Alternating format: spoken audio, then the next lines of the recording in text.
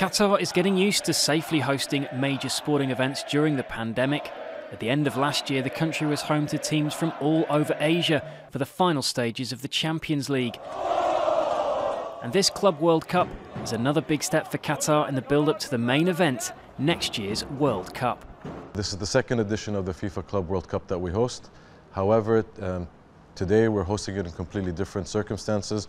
We're hosting it during the global pandemic of the coronavirus, which is obviously very difficult, but it is also important for us to make sure we play our part for the safe return of football.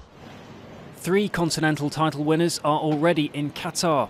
All players and staff were tested for coronavirus before their journey began and on arrival in Doha.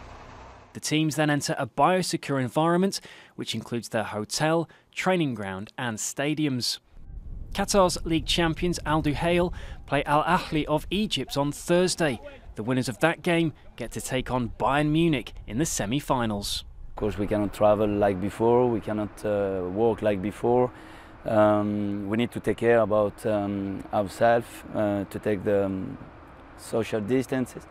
So it's not easy, but anyway, we cannot complain. We are lucky to play with maybe 10, 15, 20,000 people. It's not the case in Europe, so we are lucky. Stadiums will be at 30% capacity, with 3 categories of fans allowed to attend. Those that have had the COVID-19 vaccine, those that test negative just ahead of the match, or those that have had and recovered from the virus in the last 4 months. A lot of evidence internationally and even locally that those who have contracted the disease are immune from the secondary infection. Until now, we know definitely for 6 months, and in some evidences it lasts up to 9 months even.